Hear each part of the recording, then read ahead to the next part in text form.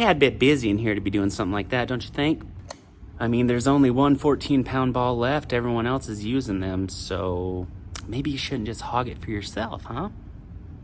So if all the 14-pound balls are in use, why am I the one hogging one? That's because you're the one being selfish and doing a circuit with your ball. All right, look, man, I tell you what. When I'm done here and I go on to my next exercise, you can use the ball until I come back. What do you say, compromise? Yeah, no. That's not really going to work with what I need to use that ball for. So you just continue to use it and be selfish. Look, man, we don't need to get to name calling here. I offer to compromise. I would say that selfish is more of a character trait than a name to be called. But, I wouldn't have to go there if you weren't, arrogant and insensitive and selfish. You seem triggered. Triggered? I am triggered. You triggered me. You only care about yourself and you're an asshole. Well, it's a good thing that only one of us is triggered here. Otherwise, it could get ugly. Is that a threat? What, are you going to impose physical violence on me? No, that's not a threat, not at all. I was attempting to point out that while there's two people triggered here, there's two very different responses to that trigger and how we're choosing to feed it with emotional energy. That's all. Are you trying to say that I am responsible for my triggers? You triggered me. I didn't trigger me. You triggered me. How dare you claim that I am responsible for my emotional response to my triggers? It's not my fault. It's not my trauma that I gave to myself. Actually, man, I used to think just like you. I used to let my trauma get in the way, and I used to let my emotional triggers allow me to go into a childlike state of existence and blame everyone else for the way I was behaving. And it was a convenient excuse, I thought, until I realized that the only person I was harming with my behavior was myself. Now, have you ever thought about... No, you are wrong. You are wrong. It's science. We have no control over our emotions when we're triggered. Then how come I didn't just tell you to go f*** yourself then? Thank you for tuning into the Sovereign Mind, Body, and Soul podcast live stream with Coach Jerry. I am your host, Coach Jerry, and I'd like to welcome you all to my show. This is where I share my heart and soul, and my whole mission here is to help people find the sovereignty of true health and ultimately liberate themselves from the dependency on pharmaceuticals, pharma, and Western medical. So that's mainly the main premise behind my brand, guys, behind my business. It's what I do. And really the truth sets you free as long as you're open to receive the medicine. And we proved that time and time again. I apologize. I'm trying to get my bearings straight here. I just got done doing some recording, and I was actually recording for next week's podcast, the intro video to that. And I got kind of dark with that one. I went to some places that I don't generally share with people, some deep inner thoughts and that whole battling of the inner critic and the voices in your head and what have you. So really getting at a point in my life where I'm getting real comfortable expressing just about anything with you guys and with anybody that cares to listen. It's all part of my story. It's all part of who I am, and anything that I share with you, anything that I've struggled with in the past and have been able to dismantle and integrate into my life. I know there's someone out there that's going through something similar. So I have to be a big boy and share that stuff. So I'm kind of in a different mental state right now than I usually am at the start of a podcast, which is great. Actually, I like this challenge. So that being said, we're going to open up comments here. That being said, so today, hey, what's up? Whoever that is. I'm sorry, guys. I can't see. Jerry, you champion. Yeah, you guys are just the best. You guys are so awesome. I love you guys. But today's focus is triggers. And that little intro video was actually kind of loosely based on a real life experience that I had last week. I will share that with you. I had a couple experiences where people were triggered by me, and that's obviously not something I'm foreign to in my life. But thank God I've uncovered some great tools on how to source people's core motivations and understand where they're coming from. And part of that is dismantling your triggers and dismantling your emotional responses to things. So it is our responsibility, in my opinion, to manage our emotional state and manage our thoughts and manage our response to our triggers. And if we just look at the word responsibility, it's your ability to respond. Now, the reason why I started this podcast, or why I decided to do this particular topic today, was because a couple weeks back I posted something about a conversation that I had in a DM with a type 4. And if you're familiar with the Enneagram, type 4s are very emotional, and a lot of times they don't operate on a lot of objectivity or foundational guidance. beliefs and their opinions and perspectives. And that's not a knock. I mean, that's just, they're just run by their emotional body. So anyway, I got in this little DM exchange with this type 4, and I'm a type 8. So that's not always a good mix, especially when there's differing perspectives. But basically the whole point of the post was, was that there were a couple of people triggered, and one person really didn't control their emotions and emotional response to the triggers. And what surprised me was through the comments, how much people were defending, and maybe I was misinterpreting what you were saying, but I don't think I was. And that's because I know what the common science says behind our triggers and neuroscience and what have you. And it's vastly misinterpreted and vastly misrepresented. And I can say that with utmost confidence because I put it to the test with myself and with clients, and also following the advice of other experts that disagree with that perspective and that stance. And I've seen the truth unfold, and it just from a logical standpoint, to say that we are slaves to our triggers more or less is a ridiculous notion. Now, what I will agree with, and I think this is the whole premise behind the science, is that while these engrams that get programmed into our mind, these responses that get stored in our body, that once they get stored and we create this engram, then of course, we're going to be subject to that trigger response whenever a similar stimulus presents itself to us. But the misnomer and the misguided part of that is that we're just a slave to them, as if we can't control our response after that. And that's total malarkey. It's total hogwash. And if you're the type of person that's really latching onto that, I want to ask you, how's that working for you? Like, how is that playing out in your life? Just being the only one in your circle, being the only one in your family, being the only one on social media that's allowed to say whatever the fuck they want because they were triggered. Now, if we take a look around what's going on in the world, we can see that's a giant problem now, can't we?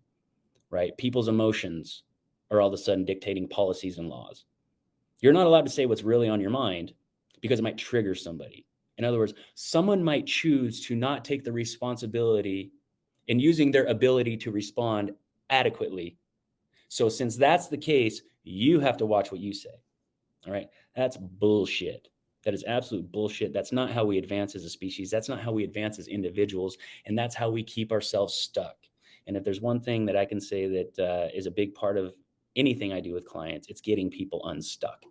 And this inability to manage our emotions, this inability to integrate our triggers into our life is keeping us all stuck. And if you guys that are stuck, or people that are stuck, want to keep the rest of us stuck, you can go pound sand. That plan is not going to work. It's the whole crabs in the pot. It's the whole equity thing, like all of that. It all ties in, right? Crabs in the pot. You don't need to put a lid on a crab pot if you got more than 2 crabs in there, because one crab tries to crawl out, the other one's going to try to pull them in.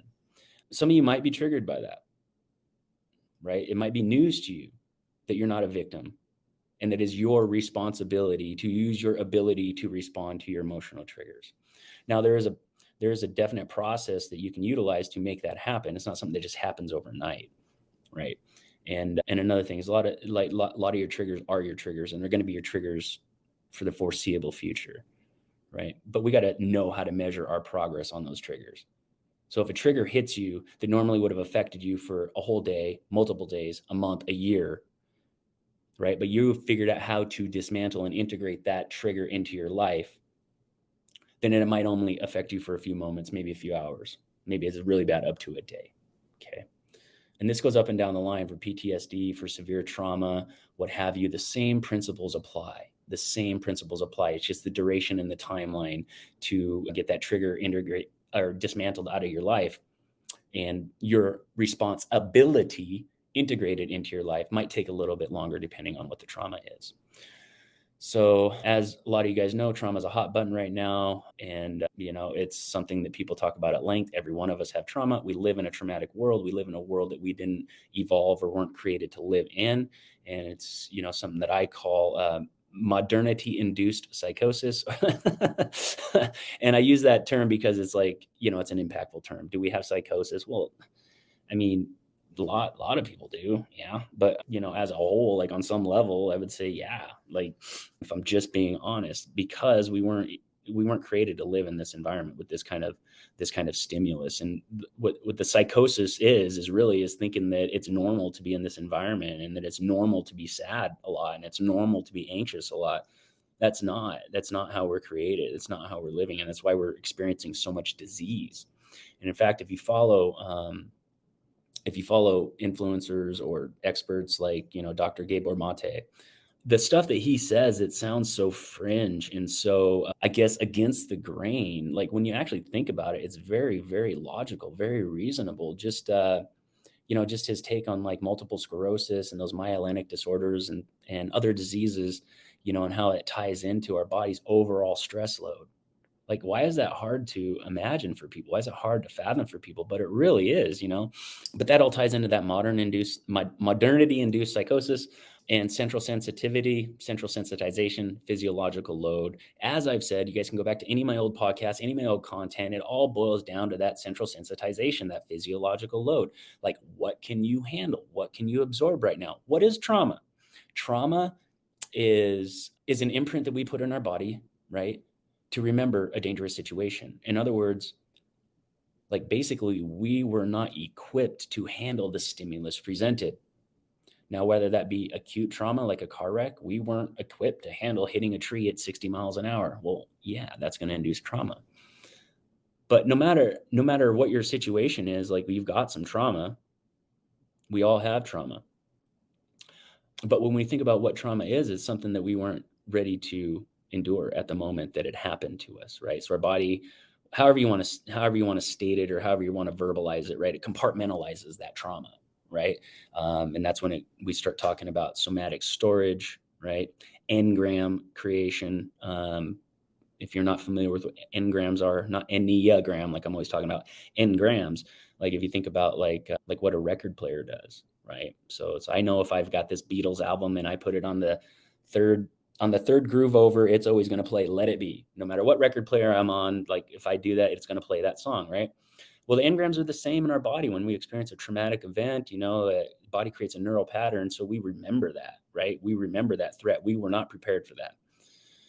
And that's just like creating a groove on a record for us. And then when something comes along that's similar, that mimics that reminds us of that, then we go and we put the needle on the record and we play that song, right? Because so-and-so said this, that must mean that this, so I'm going to respond this way. I'm triggered. So when you see someone that's triggered and they're just losing their shit, what's happening is you said or did something that reminded them of something that happened to them in their life that they weren't prepared for at the time. Their body compartmentalized it. They went into somatic storage, or however you want to term it, and they never unpacked it, and they never dismantled it, and they never integrated it. And because that didn't happen, when you said or did what you said or did, they chose to grab the needle on the record player and place it right on that third groove and play Let It Be. Right? And we live in a world where that's supposed to be your responsibility as a person who said it and did it, right? Now, obviously, I want to piggyback onto that is yes, we should be mindful to be kind, right? I mean, it's one of my rules is it's never okay to be mean. No matter what you have to say or no matter what you feel about a situation, it's never okay to be mean. Like, and think about that. Like if someone breaks into your house, right, and is going to try to steal something from you or harm someone in your family, and you stand your ground, so to speak, and you harm them physically, were you mean there? No, you weren't mean. So mean is crossing the line. The mean is going past the point of necessary response, right? Responsibility, my ability to respond. If I overexpress my response, I don't have the proper ability for this situation. See how this works, and we have control over that. Oh, pause due to poor connection. Sure, Instagram, sure. So that's where we're at when we're triggered, right? It's the engram response, and that's due to a traumatic event. And because we live in this modern world where we don't get to sit by the campfire and sing songs like we did back in ancient times, where we're probably not waking up with the sun and staring at the sky, having reverence for God's creation and talking to the plants and the animals and what have you. We don't have that time to decompress and get back to our essence on a daily basis. So we have this day where we never get to essence. We never touch base with God. We never do our shadow work. We don't do our inner work. We don't have deep, meaningful prayer sessions, because our life catches up to us. And then the next day happens and something else happens and something else happens. And we never unpack these things that we compartmentalize. And on a physical level, on a physiological level, on a metaphysical level, our body stores that shit and it creates all these engrams in our body, right? I've seen people that like had subconscious, like traumatic responses that were so, it's what we call the moral reflex, like, duh, duh, duh, right? It's like a baby when they're falling asleep and they, right? That's the moral reflex, right? We get that programmed out of us, but if we have like a lot of trauma or inability to respond to situations or inability to unpack and dismantle and integrate that trauma, or those engrams, right? We maintain that moral response for life. So I see people that have that, like, and their breathing pattern locks up, the respiration goes up, and it could be something super simple, like a noise from a car door, right? And another like addendum to that is obviously like everybody's trauma is different. The worst things ever happened to you is the worst things ever happened to you. But there are some people that have experienced and seen some things that are horrific and would be traumatic to any one of us. None of us would have been prepared for it. So I want to just make sure that you guys understand that I understand that. And when I'm talking about these situations, I'm not really talking about those. All right. Again, where I work with people is in between the area of pain and injury. Okay. I'm not talking about these severe cases. I'm not talking about, when I'm talking about back pain, I'm not talking about the person who got in a car wreck and destroyed 14 vertebrae in their spine. Right. And when I'm talking about trauma and emotional intelligence, I'm not talking about that person that's been to war and seen hundreds of people killed or experienced bad abuse or something like that, because their cases belong in the hands of someone else. I'm a coach, right? So keep that in mind before you get in the comments and, start sharing your experience as a psychologist or what have you. Like, I get that. Okay. So I'm not talking about that. I'm talking about the people that have the ability to take life's normal events, compartmentalize them, never unpack them, create all these engrams that we call triggers, and then blame you for triggering them. That's who I'm talking to. Okay. Let's just get that out of the way. All right. So that being said, I hope that's kind of a rough overview of what I'm talking about here and what I'm getting at. So that's what I'm getting at. Now, again, for those of you that really buy into that scientific stuff where it's like you create this pattern and you're a slave to it, like jump in the comments. Let any questions you have or anything I'm not clearing up, or if you think I'm wrong, put it in the comments. We'll address it. So again, there's a huge difference in saying that you'll never get triggered or you can prevent yourself from being triggered, and saying that no, though you will be triggered, you have the ability to respond in a way that is best for you and the people around you. Because at the end of the day, nobody wants to be that person that nobody wants to hang out with, right? That nobody wants to spend time with, because we got to create space for other people, right? Because it's not just about us. If I don't clear up my own closet, if I don't clean up my own mess, if I don't look at my own shadows, right, then I become a child. And everybody else in my world is an adult. And I expect everybody else to be the adult in my life. And I think we can look around and objectively say that we've gotten ourselves in a situation where not only is that popular, but that's encouraged. Mental illness is gotten to a point to where, depending on what the mental illness is, if the mental illness serves a social agenda, then we won't admit it's a mental illness. But if addressing a mental illness serves a social agenda, then we will go ahead and address it. So that's where we're at. And that's a terrible ability to respond to anything. Okay. So we can't operate from a shaky foundation of inability to respond, starting there. Okay. With our culture and our social life. Okay. So that being said, I want to share a couple examples of you. Maybe, I can sit here and yak my jaws all I want, but like sometimes it's just helpful to hear a real life example. So I'm going to share with you a couple real life examples that I had this last week. Let's see. First one was, a simple one, right? So a simple one, I'm in a Walmart parking lot a couple weeks ago, and it's like 7:10 in the morning. I stopped there to get like some water, and what else did I need? Some Band-Aids or something like that. Some water and some Band-Aids. 7 in the morning. There's no one in the freaking Walmart parking lot, right? So I'm parking. I don't know if you've ever been to Walmart here in Missoula, but they've got the stripes painted a certain way, so you got to park a certain way and you got to get out and leave a certain way and what have you. Well, at 7 in the morning, I'm not following those rules, right? So I back out of this spot and I'm going the wrong way, and I go to back out, and here's a car coming up, right? And she's looking at me, and it's the end of the world. She is triggered, dude. She is absolutely fucking triggered. Like rolling her eyes, throwing her hands in the air. She got kids and dogs in the car. Like, it's the end of the world. 7:10, lady. Like, calm down, right? So I'm going the wrong way. She's going the right way. Well, there's plenty of room for 4 cars there, and only 2 of us. No one are in these parking spots. Like, no harm, no foul. Like, just come on, lady, come on through, and I'll get past you, right? So I look at her, and she's looking at me like, what are you doing, right?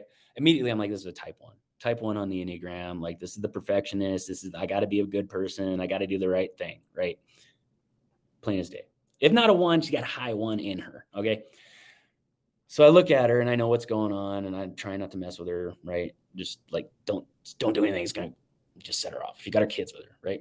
So I just look at her and I wave her on and she looks at me like, and then she rolls her window down to stick her head out and says, "You're going the wrong way," right? And I just looked at her and I pointed at the big open spot next to her and I was like, "Watch this." And I just went around her, gave her a thumbs up and waved. Right? She's like losing her shit when I did it. Now I get how it could appear passive aggressive, but I can swear on a stack of Bibles, I swear to Jesus, it wasn't. It wasn't. It was literally me going into coach mode and being like, everything's going to be okay. Just watch this. Everything's fine, right? Of course, it had the opposite effect. I can't do anything about how she manages her response to her triggers, right? Now, was I in the wrong there? I was going the wrong way. 100% admit it. 100% admit it. I was going the wrong way. There's no one in the freaking parking lot. No one in the freaking parking lot. So the way I see it is, no, I'm not doing anything wrong. Of course, that's subjective, right? I don't have the highest type 1 in me. I got a lot of 1, but not a whole bunch. Okay. So that's one example. The other example I want to share with you. So how does that apply to real life, right? What didn't she do? Well, what she didn't do is sit there and recognize, why am I triggered? What within me am I creating with my energy? What energy am I creating? What am I labeling it as? Right? So if I were to speak for her and guess for her, I would say she created this energy within her, right, that she labeled as the emotion of pissed off, right? And the thought that she attached to that emotion of pissed off was, this guy's an idiot, something like that, right? And the whole thing, the way a type 1, a perfectionist operates is their core motivation in life, right, is to be a good person and do the right thing. So I violated her core motivation. So she saw a projection in me, right, of anytime she does anything wrong. So it just sets her off, right? Because I'm threatening her core motivation to be a good person and do everything right and do everything perfect. And all that in a matter of like 35 seconds, 40 seconds, right? That this is all going on in her mind and body and soul. And instead of being like, okay, what is this? Oh, I'm sensing like my irritation when I see somebody doing something wrong, right? And I've labeled him as stupid or a bad person or what have you. And she didn't dismantle that. She didn't realize the label that she placed on the energy that she had created and a thought that she had attached to it so that she could put an emotion to it. So she did all those things. She created all that stuff. But my guess is she blamed me for it. I don't create any energy in you. Nobody creates energy in you. You create it all. What is an emotion? Emotion is energy in motion. What creates emotions? We do. Generally in response to a stimulus or a thought. Thought hits, engram plays, third groove, Let It Be by the Beatles, starts playing in our head, and we just go to repeat. This is what I do. So that's what she did, okay? What she could have done, like I said, like trace that back, figure out what emotion she played, what energy she created and why. What label did I place on that energy? What thought led to that label or that energy being created and that label being placed on there? And what does that say about what I'm threatened by right now? What is the threat? There isn't one, right? So if she was able to do that, dismantle that, then she can compartmentalize that dismantled version of the event and unpack it further later. But because she probably compartmentalized it full bore, without any sort of dismantling, without any sort of reframing, without any sort of perspective management. And again, I don't know if she did this or not. She might be the most put together person I've ever met. I'm just saying. Because she didn't do that, she likely compartmentalized it in its raw form. And that's the loudest. That's the hardest to unpack. Okay. So there's a system to this. There's a process to this. The other example I want to share with you is kind of along the lines of the intro video that I played. And so, what was it? Like today's Monday. So it was like 3 days ago, 4 days ago. I think it was like Thursday or Friday. I'm at the gym and I'm going through a circuit. And actually I was about ready to start a circuit and it was pretty busy. It was very busy. This last Monday was a holiday. That's what it was. It was pretty busy in there. And I was lifting on the platform and I was about ready to start a circuit. And this lady, I've been watching this lady a little bit. I'm a people watcher in the gym, but this particular lady had a different energy, like an anxious energy, right? And so I'm attracted to energy and the anxious energy had me curious. So Yeah. I'm not surprised at all that I attracted a conversation with her. Okay. So I'm just minding my own business, working out, and I watch her. She's bouncing around 6, 7 different stations, right? She's going to one station doing a set or two, going to a different station doing a set or two, and just kind of bouncing around. I can tell she has no plan for her workout, right? Which is okay. There's nothing wrong with that. There's nothing wrong with just going through an intuitive training session. But that's what she was doing. I was not. I had a very intentional training session that I was going through. And so by the time she gets over to where I'm at, she's ready for my stuff, right? And if you guys have been in the gym, you probably know how this is going to go. So she looks at me. How dare you not follow painted arrows? I know, I know, I know. Here's another thing. If there's a stop sign in a parking lot and there's no one around, I don't stop. I know, it's crazy. So this lady comes up and she asked me, how much longer you got on that? And I was like, I don't know. I'm about ready to start a circuit. And she goes, oh, it's like 10 minutes. And it was like a suggestive question, right? It wasn't a asking. It was, yeah, I'll shush. It wasn't asking. It was pretty much suggesting that I take no longer than 10 minutes. So I just kind of chuckled at her. Like, again, that's kind of the way I roll. Like, I don't mean to piss people off. It's just my soul coming out. I thought it was funny. Well, she thought I was laughing at her, I think, because she got a little more elevated after I chuckled. And I said, nah, I don't know whatever you got going on, I can pretty much guarantee when you're done, I'll still be here. Right. And that was my like drawing a boundary, being like, all right, don't ask any more questions. This is my space. Don't worry about it. Like, do your thing. And she didn't like that. So she kind of rolled her eyes and said, it's a little busy in here to be doing a circuit, isn't it? And I just looked at her, and the way she said it was kind of authoritative. So I asked her, I go, who are you? And she was blown away. And she said, what? And I said, who are you? And she said, I'm just someone in here that's trying to get a workout in. And I said, so am I. Nice to meet you. I put my hand out, kind of sheepishly touched it, like almost like she's afraid to get COVID or something from my hands. Maybe she follows my content. Maybe she knows not big into the COVID thing. So I was like, you know what? I wasn't thinking. My bad. Tell you what, since I'm doing a circuit, I'm doing 3 or 4 exercises. I'll only be here like 25 to 33% of the time. Why don't you take the platform while I'm doing my other exercises? And then we can just share. She's like, nah, there's 2 of us, so that it really isn't going to work out. Right? Notice the theme here. She wanted me to stop what I was doing so she could do what she was doing. But it doesn't matter what I had planned. What I offered for a compromise wasn't good enough. Right? So I'm all of a sudden selfish because I won't give everything up for her. So she says, that's not really going to work. There's 2 of us. And I said, well, that's crazy. I work out with 4 or 5 big college and high school football players on that right there. That platform right there works all the time. I promise it'll work. Let's go. I'll help you set up. Nope. It wouldn't have anything to do with it. So I realized where this was going. So I said, okay, suit yourself. Have a good workout. And that could have been it. Could have been done. But then she says, I think you're just a little bit inconsiderate. And I said, excuse me? And she says, I just think you're being inconsiderate right now. It's busy in here and you know it. And so I just said to her, I said, you know what I think is inconsiderate is that I watched you go through 6 or 7 different stations and you didn't have to wait once. And I don't detect 1 ounce of gratitude that you got through 6 or 7 different stations in this busy ass gym without having to wait until your like 8th exercise. So I see there's room for gratitude there. So I think that's a little bit inconsiderate. And also what's inconsiderate is I've been here for 45 minutes and you think that I should just drop whatever I'm doing to give you this platform because you're ready for it. Well, 45 minutes is a long time to be spending on one area. I go, yeah, that's true. But I came in here knowing what I wanted to do because I knew it was going to be busy and I just wanted to do a barbell circuit. And I knew that because I'm doing a barbell circuit, I would just be in one place for my whole workout. Now I don't have to worry about getting my workout in or not. So there's a couple other exchanges and, I definitely didn't get rude at all. But through this whole time, she continues to get escalated, right? And I didn't because it wasn't necessary. I wasn't angry. I wasn't threatened. And so I didn't get escalated whatsoever. And it ended with, well, just so you know, I work here. So I looked at her and I said, good for you. Good for you. Thank you for helping people get healthier working at a gym. That's very big of you.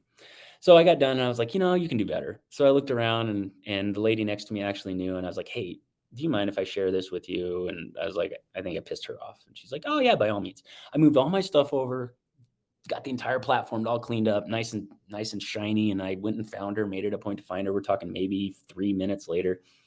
And I say to her, yeah, hey, it's all ready for you. Spick and span, nice and clean. And she's like, thank you. And I was like, you're welcome. And I was at the gym for another hour. Boy, she didn't go near that platform. So again, that was just two people that were triggered. I was triggered. And one of us took the opportunity to use ability to respond. Now, maybe she did too. Maybe she normally, if she hadn't been mindful about how she was responding, would have lost her shit. Maybe. I don't know. But I'll tell you, and that's what kind of the end of that intro video, I hope you weren't offended by it, but that's why I put that in there, is because people that get triggered, they don't realize that you might be triggered too. And just because there's only one of you losing your shit, they really feel that you're not triggered, right? But they don't realize that you actually just kind of were dull about the situation and decided to not let your triggers affect your behavior and dismantle it. And so that's really what I wanted to ask her is like, well, why didn't I tell you to just go F yourself? Because that was my first thought, if I'm being honest. Went to my lower self and I just want to tell her to go F off. But I didn't. That's a good one. But I didn't, right? And in fact, I went through my little process that I teach my clients, and that's dismantling it. You're triggered. Why? Right. Well, my false core is weakness, vulnerability, losing control. It's like, are you weak? Nope. Vulnerable? Nope. Losing control? Nah, a little bit. She's trying to take it. How important is it you maintain control here? Well, I got to keep my station because this is where I'm working out. And what's the point of establishing an area to work out if you're just going to give it to the first person who wants it, who has no plan? Well, so it's justified. Is anger warranted here? Nope. Is maybe being a little stoic warranted here? Yeah, I think that's the proper response. Why? Because this person's serious and authoritative, and they think they, for some reason, have the authority in this situation. So let them have the authority. Just hit them with truth over and over and over again. Just hit them with truth and questions.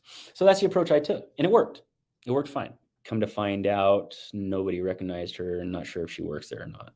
We'll put that out there. So, but again, that's something where in the past, same trigger, right? The reason why I have a trigger around any time that I sense that somebody's trying to take advantage of me or trying to expose vulnerability or overpower me or to take control away from me, like that comes from my childhood. That comes from my triggers, my emotional trauma coming up.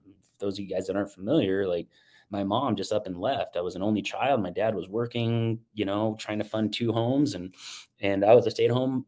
My mom was a stay-at-home mom. I was a stay-at-home son. I'm an only child, literally the only child at home. It was me and mom. It was great. And mom decided up one day, I'm gone. Right. That was when I was 7 years old. I'm 44 now. I've seen her twice since. That's pretty traumatic, right? My father decided to deal with that in his own little way where he wasn't around. And I'm not going to go into that too much right now because you guys know my story. And if you don't, it's on my other podcast. But that's my story, like behind threats and safety and security and being supported or not, right? Or feeling like something's missing in your life or not.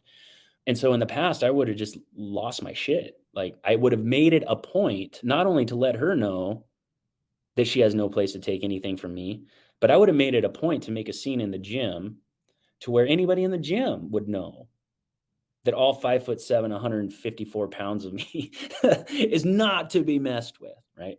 Because I've done work, I've studied this stuff, and I've been exposed to the BS around like a lot of stuff that's out there in the psych game. To be honest with you, I'm not here to bash, but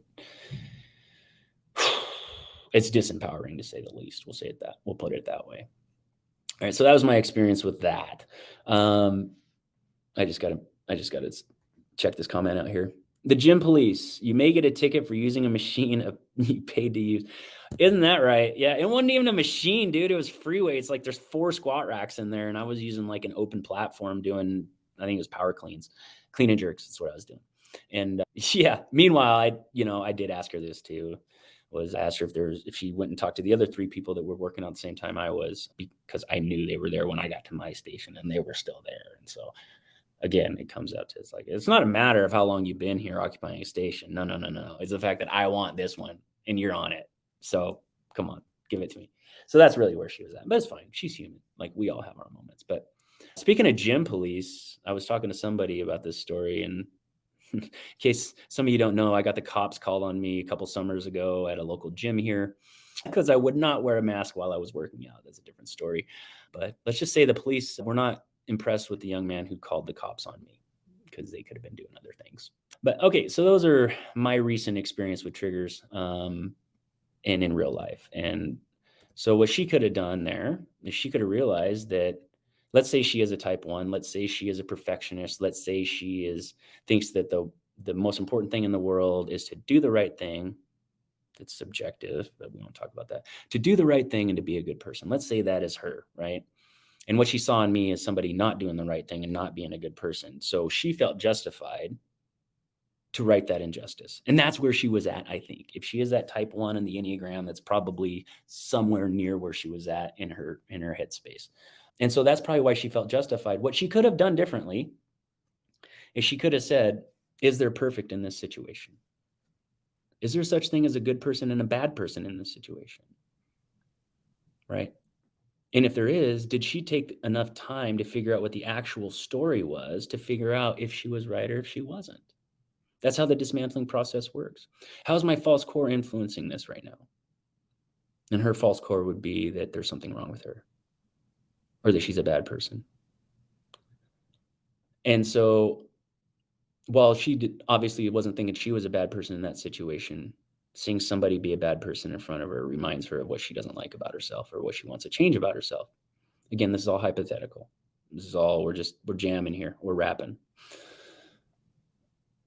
So what she could have done is ask herself those questions, right? Am I projecting my imperfection onto him? Is there really a threat here? Is there really a threat to my status as being a good person, to doing the right thing? And what is the right thing in this situation? To confront somebody? She might think so. She might think that she's confronting somebody that has got a habit of occupying too much space and time in the gym, and she's going to take it upon herself. But again, to figure out if that's actually the case, she needs to do some questions. She needs to ask some questions. And that's how the dismantle and integration process works, a part of it. So she didn't take the time to do that. She allowed herself to remain triggered, and she allowed those triggers to affect her behavior, which wasn't very flattering. So there's that. So like I mentioned before, like these things come up, and like this is just what I saw in her was just a summation of her life's trauma, a summation of her pattern in her life not producing desirable results. Okay, so no matter what she does in life, she can't quite find perfect. No matter what she does in life, she still sees people doing the wrong thing. She still sees herself doing the wrong thing. She still feels like a bad person from time to time. So this is what we call getting stuck in our pattern. Right? And the whole illusion behind that is thinking that our personality can meet our soul's mission. We use our personality, right, to distract ourselves from the things that are really important. Our ego, right? We use our ego to distract ourselves from things that are really important based on a false premise that I have to be perfect, or for me, I have to be strong. I can't ever be vulnerable. I've always got to be in control. We all got our thing. Right? We all got our thing. And the more aware you are of it, the more you can actually trace it and you can actually dismantle it. But if you don't know that about yourself, like if you have a false core of inadequate, not worthy,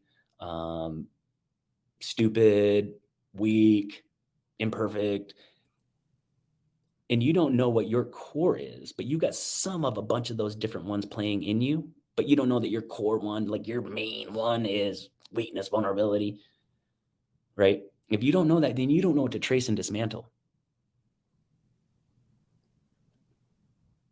And if you don't know what to trace and dismantle, you're left with dismantling and tracing events in your life, which that's important. I've mentioned this in the past. Tracing traumatic events are very important, right? But if I go trace back to like a feeling, like a situation of neglect, abuse, cruelty, right? Something like that. And I don't realize that even though that was objectively traumatic, would be objectively traumatic to anyone, based on what my core motivations are and the things that I'm least willing to feel in my entire life, every event that happened after that just adds to that trauma through that lens of my false core, my biggest vulnerabilities, the things I'm least willing to feel. So that all adds to our stress load. And like I said earlier, tying this back into the beginning of the show, if we take a look at like the works of Dr. Gabor Mate and what he talks about, it ties right into like holistic health concepts. It ties right in to biohacking. It ties right into all that stuff. And basically it all ties into honor your health in your mind, body, and soul. Honor your health in your mind, body, and soul. If you've got a polluted body and you develop MS, an MS drug is just going to give you more pollution. It might stave off symptoms for a while, but at the end of the day, let's get rid of the pollution and see what happens. Okay. Let's see, talked about all that. All right. And the last thing I want to talk about, so I've talked about a lot. I understand, like, save the show, watch it several times. If it was just kind of like all over the place for you, I get it. I get it. I can bounce around for sure. I try not to, but it's something I do. But I think it all ties in, like all this stuff ties in. You got trauma, which is stuff we're not prepared for. It creates engrams. Those engrams create a trigger. And right there is where the work starts, when that trigger hits, right? So as we unpack that stuff, right? As I unpack my response to my triggers and I form actual intentional ways to respond to my triggers, then I actually empower myself.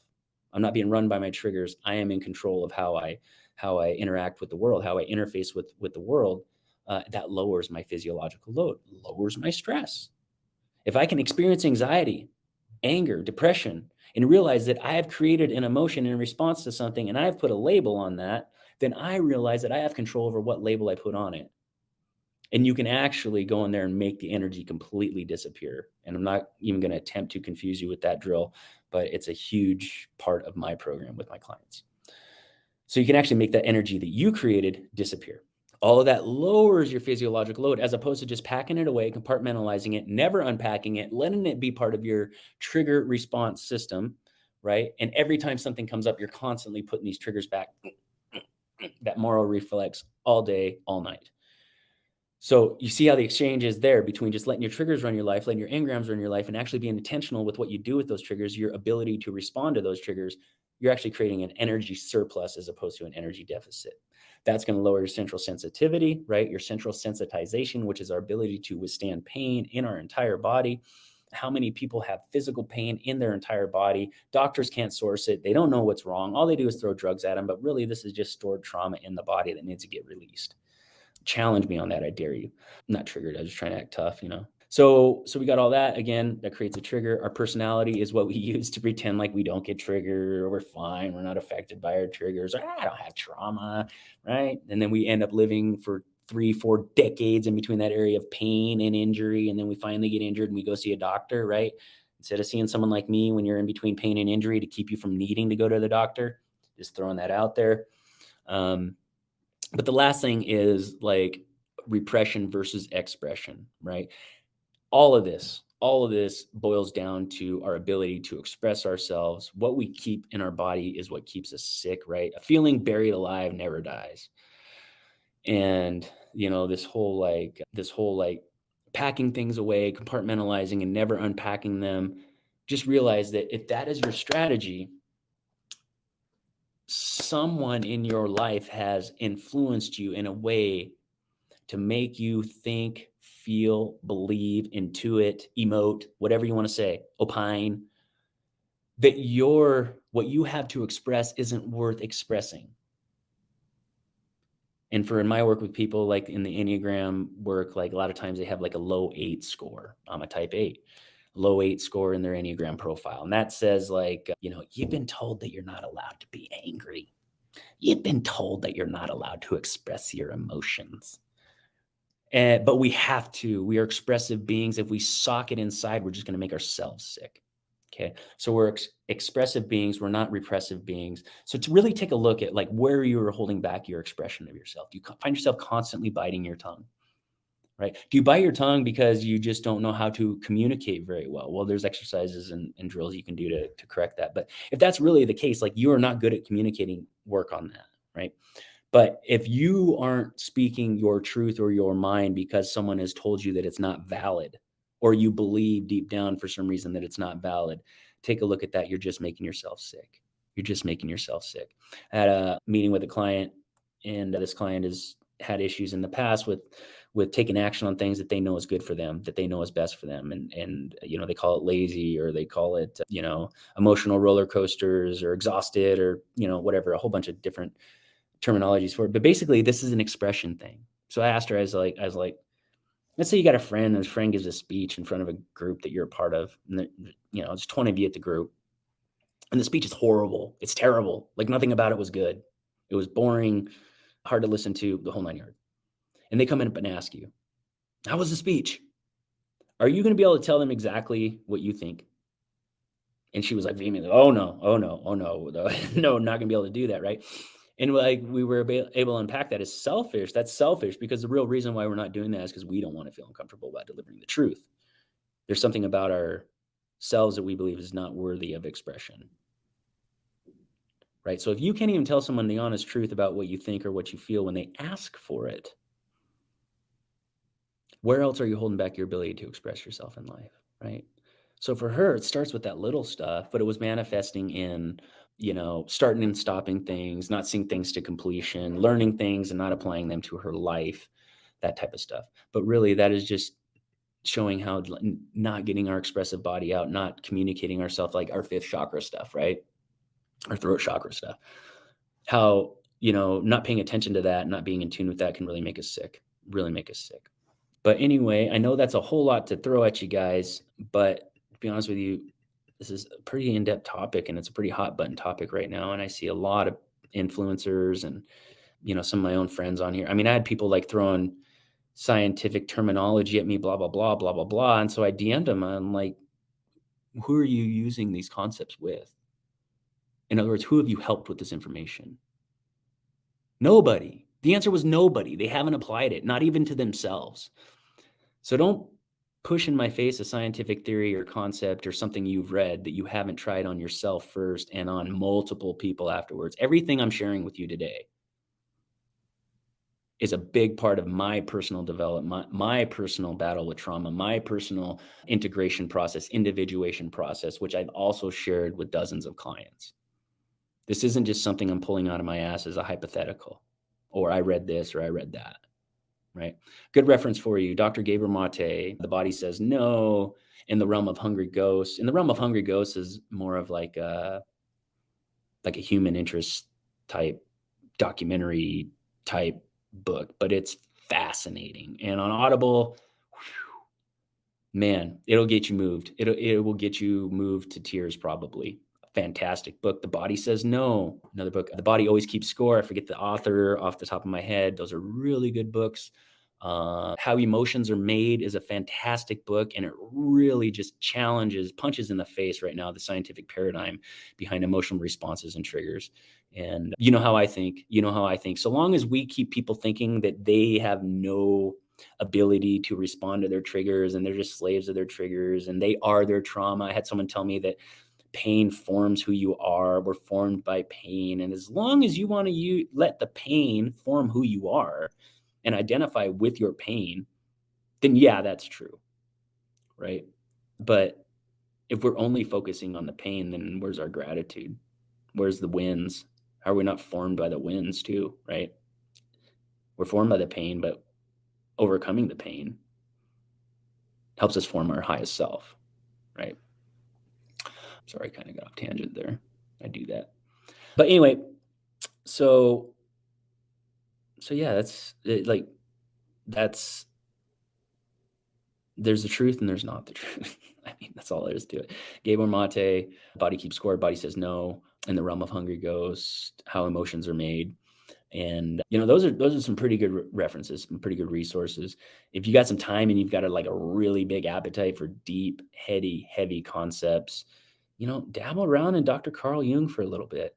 Like, really, he will challenge you. He will give you resources and exercise and real drills to where you can go deep and into yourself. And I recommend, if you are to do something like that, get some sort of guidance, either through a coach or through a group or something like that, because just jumping into your subconscious can be dangerous. It can be really dangerous. So yeah, so that's what I got. That's some anecdote there. Rick, what's up, brother? Rockstar. Yeah, no, I don't know, man. I lived a rock star life for a while, but that's why I do this now, man. Like that almost killed me. But yeah, I hope you guys found value in that. And like again, this in by no means is like trying to call anyone out or anything like that. It's just trying to share my side and my perspective. And it's all good and grand to learn, guys, and to study, but like apply that shit. Whatever you're learning, whatever you're studying, apply that stuff. Like and see if it actually works because you will be shocked at the stuff that you apply from those books, and this is coming from firsthand experience, that you apply from those books, it just doesn't work. It just doesn't freaking work. It doesn't work at all. Dismantling events, it doesn't work. It does not work. Getting in touch with the first time you felt, man, all that doesn't work. It doesn't work. It gets you to a certain place, but after that, it's like, what's next? All right. If you doubt me, look me up. Let's book a call. All right. I will prove it to you. I guarantee all my services, guarantee all my programs. All right. And there's a reason. And if they didn't work, I couldn't guarantee them, could I? All right. If you guys ever need any help with this or anything like it, please don't hesitate to reach out to me. I'm here for you at all times, day or night, Monday through Sunday. You can reach me 406-241-3763. You can reach me on email, jerry@biohackingtruth.com, Coach Jerry, HLC@gmail.com, or what is it? CoachJerry.fit at CoachJerryFit or something like that. I don't know. I got so many damn emails. Just pick one, all right? Or DM me, reach out to me direct. I don't care. But if you doubt any of this, let's have a conversation. Let's have a conversation. All right. Ooh, there's some good comments here. Before we go, I'll pop these comments up. All right. Oh, this person works with people. I like it. I like it a lot. All right. So we got here in my work, I have a few prior alcoholics talking about trauma being suppressed and addiction being then to another poison, which is usually sugar. Now we have severe physical on top of emotional. That is such a great point. I wish I could see your names, guys. I can. It just says Facebook user here. That is a great point. That is addiction swapping, I believe is what it's called. And that is, yeah, that's where we haven't really come to terms with like how to integrate this into our lives, like how to actually dismantle this, right? The pain, the discomfort. I'd be curious if this was like a type 7 in the Enneagram here, but that's just right. So it's like we swap one addiction for another, and it's usually food-based because food's acceptable, right? We're supposed to eat. We can buy sugar with food stamps, like it's all good, right? It's all fine, it's sugar. But yeah, that's where you have a severe, but not only that, but like the confidence issue there, right? When they realize it's like I can't just like stop doing these things that are bad for me, and I keep picking up this other one and this other one and this other one. So that person could have severe benefit from recognizing what their pattern is. Like, what is your pattern? Where are you getting stuck? Why are you getting stuck? And we have to trace that back to their false core and their personal beliefs about themselves. So that's just one step. I'm sure whoever this is, I'm sure you've got an excellent system. I'm sure you got an excellent system and you're helping those people get through whatever they need to get through. I have no doubt. All right, guys. Have any other? Mark, Flozzy Bozzy B, buddy. Love you, man. Jacqueline. Oh, that was Jacqueline. Okay, Jacqueline, thank you for that. Yeah, Jacqueline's wonderful, you guys. Look her up in my comments. If you don't follow her, please follow her. She's amazing. Awesome person. All right, guys. I hope you found value in that. If you did, like I said, I apologize if I was all over the place. It was kind of in a weird place when I started. But yeah, if you found value in that, please share it. I'd really appreciate it if you did. A lot of people need to hear this stuff. But not only that, like if anybody is disagreeing with me, I'd love to challenge, reach out to me. Be happy to address anything for you. So what do we got here on Instagram? We got some comments on Instagram. Lacha710. I hope I pronounced that right, my friend. I find cannabis is best for pain, mental well-being, as long as you stay away from the garbage food. Yes, I'm a big fan of cannabis as well, as so long as we don't turn it into a major addiction. But that being said, of all the options we have on this earth, the ones that God gave us are great. And yeah, exactly. If you can get away from the appetite issue of cannabis that goes along with it, you're better off. And some people have a lot of trouble sleeping, getting to deep sleep if they consume cannabis too close to bedtime. So that's another thing. And then obviously you don't want to be consuming cannabis during the day when you're supposed to be at your creative high and, getting to your dream life. So some people claim they can smoke and be super productive. I'm not here to doubt anybody. Like, I'm sure it's possible. I'm sure it happens. So let's see if there's anything else here. All right, guys, I appreciate you all for joining. Cara, Bridger, Joe, Dale, Oliver, Natasha, Zena, MA, Ryan, Lacha, Mark, Rick on Facebook, Jacqueline on Facebook. Thank you guys for joining, tuning in, contributing with your comments. I really appreciate it. And like I said, if anytime you guys need any guidance or someone to talk to, I'm here for you. This is why I do what I do. All right. Thanks for tuning in. Share, comment, like, subscribe. I don't know what all the shit you're supposed to say, right? That I'm saying it right now. All right. If I missed it, I said it. You know what I meant. All right. Peace, much love, and live well. Take care, guys.